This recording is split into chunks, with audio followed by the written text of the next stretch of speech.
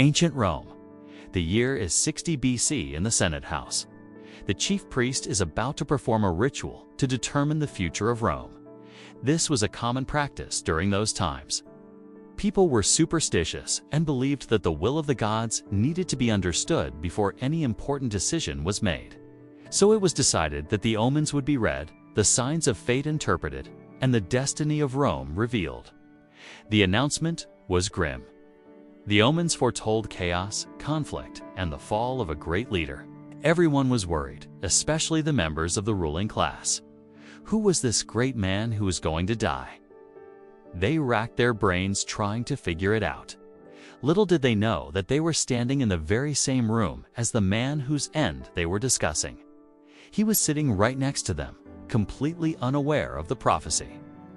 This man would change the course of Roman history forever. His name was Gaius Julius Caesar. Welcome to my channel. And today, let's find out how Julius Caesar became the most powerful man in the ancient world. The exact date of Caesar's birth is not known, but historians believe it was around July or August in the year 100 BC. He was born into the Julia gens, one of the oldest patrician families in Rome, tracing its roots back to the legendary Trojan war hero Aeneas. His father, Gaius Julius Caesar, was a man of low morals who was obsessed with money and power. His mother, Aurelia Cotta, was an aristocrat of high morals. She hoped that her son would follow in the footsteps of his great-uncle, Gaius Marius, who was a famous general. Unfortunately, fate had other plans. When Caesar was just 9 years old, his father was murdered. He was sent to live with his great-uncle, who took him under his wing and raised him like his own son. Marius taught him everything there was to know about being a Roman, including how to be a great general. When Caesar was 17, his uncle was appointed consul, which meant that Caesar could officially become a Roman citizen. At this point, his last name was changed from Caesar to Caesar Augustus. Don't get confused.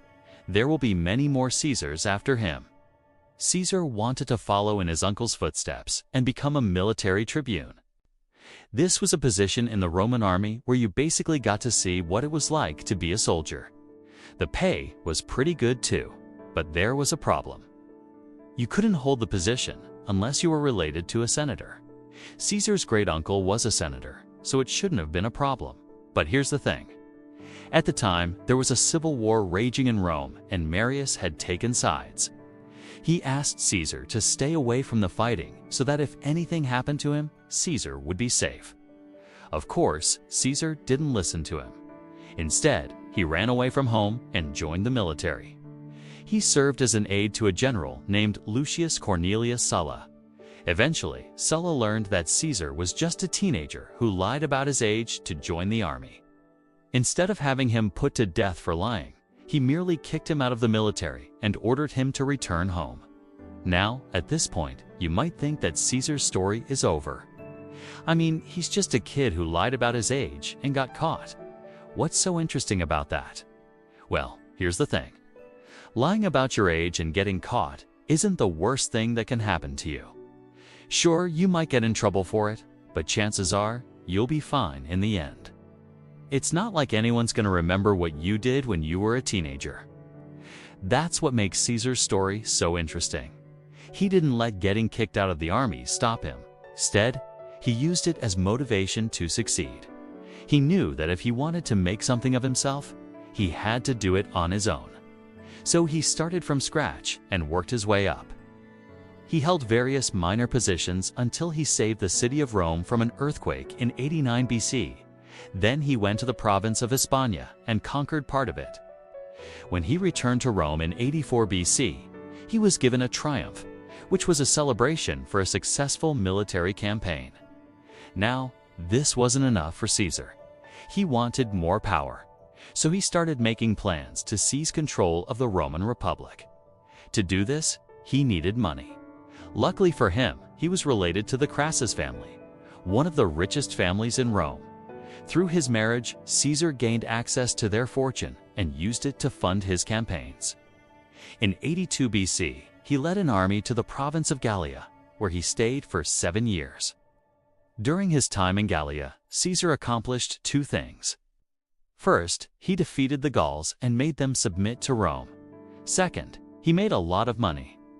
He used this money to build an army loyal to him and not the Roman Senate. This army would be the key to his success. In 70 BC, Caesar returned to Rome and began his political career. Now, when Caesar returned to Rome in 46 BC, the Senate greeted him with open arms. They awarded him a triumph, a public procession in which the general paraded through the city with his spoils of war. The streets were lined with spectators, and the noise was deafening as the crowd cheered for their returning hero. It was just what Caesar needed after years of campaigning, and it was exactly what Rome needed to boost their morale after so many years of civil unrest. For a moment, it seemed like everything was perfect. But behind the scenes, there was tension brewing between Caesar and the Senate. See, Caesar had grown accustomed to having all the power in Gaul. He had total control over his legions and the provinces he conquered. In fact, he was so popular with the locals that they actually declared him king.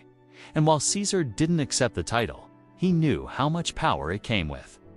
When he returned to Rome, he expected the same level of respect and authority. But the Senate wasn't having it. The main issue was Caesar's army.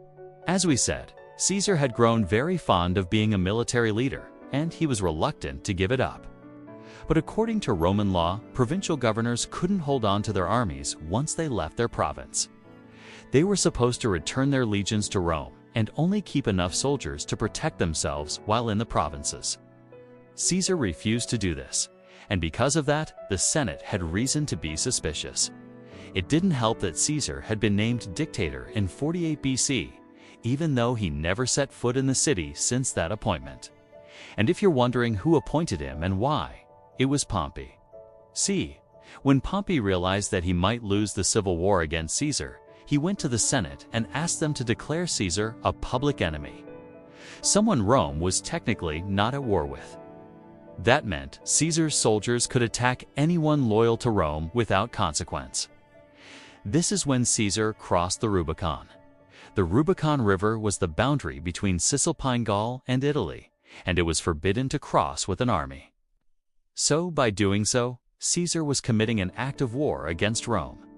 He raised his troops and marched them across the river, beginning his campaign to conquer Italy. Most of northern Italy quickly fell under his control, and soon he was marching on Rome itself. Pompey fled to Greece, and the Senate declared Caesar a public enemy. So now he could legally execute anyone who supported the Senate. At this point, most Romans understood what was happening.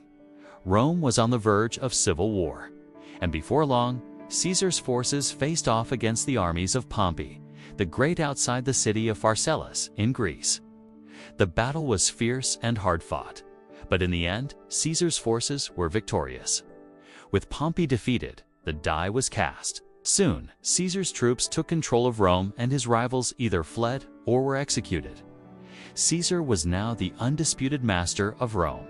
He began his 5-year dictatorship by instituting major reforms to strengthen his power and win the support of the people. First, he implemented the Julian calendar, which became the standard for the empire and is still used today. He founded new colonies, built public works, and distributed land to the poor. He also reformed the tax system and established a number of legal codes to bring stability to the state. These reforms were popular with the masses, but they alienated the wealthy landowners who had always held power in Rome. For example, Caesar's land reform took property from large estates and redistributed it to the poor. This reduced the size of some estates by as much as half, which enraged the nobility. Likewise, Caesar's decision to allow women to own property was also seen as a threat to traditional Roman values. Another grievance against Caesar was his foreign policy. He was too ambitious and aggressive for many in Rome, especially after he made himself ruler of the Egyptian kingdom of Ptolemy. You see, when the Egyptian queen Cleopatra learned about Caesar's victory in the Civil War, she wanted to meet him. So she did something pretty crazy. She snuck into Caesar's palace in Alexandria, dressed as a carpet. Yep, you heard that right. She rolled herself up in a carpet and snuck past his guards to get to him. Of course, Caesar was blown away by her charm and wit, and the two quickly fell in love. In fact, they had a son together named Caesarion. So now Caesar was technically the ruler of two kingdoms. And while this might have sounded impressive to some Romans, others saw it as a sign that Caesar was becoming a monarch. It was around this time that Caesar's relationship with the Senate became strained. They were suspicious of his intentions and worried that he was becoming too powerful. There were rumors that he planned to make his adopted son Octavian his heir, which would effectively make Rome a monarchy. And so a group of senators plotted to assassinate Caesar. Now, you've probably heard of this event before, because it's one of the most famous plots in history. On the Ides of March 44 BC, a group of senators led by Gaius Cassius Longinus and Marcus Junius Brutus conspired against Caesar. In the Senate, they struck him down, ending his life and forever changing the fate of Rome.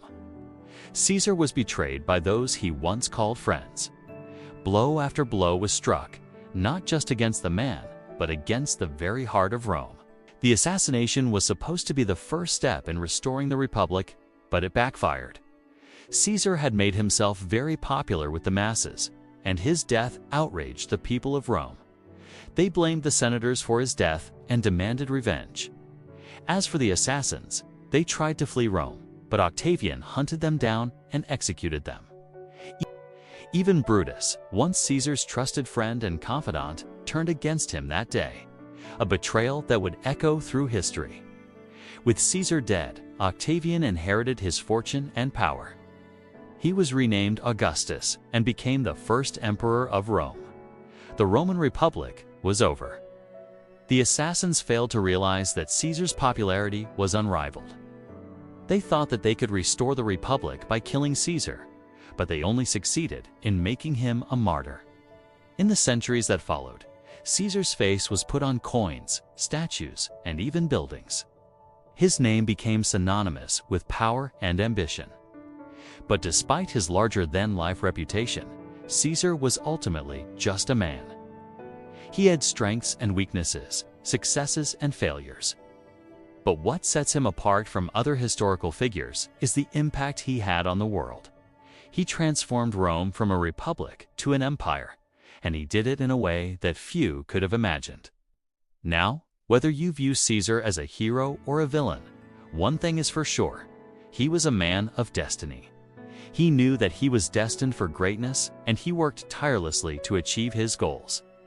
Some say that Caesar was too ambitious and that his thirst for power led to his downfall. But without Caesar's ambition, Rome may have never become the empire it was destined to be. So what do you think? Was Caesar a hero or a villain?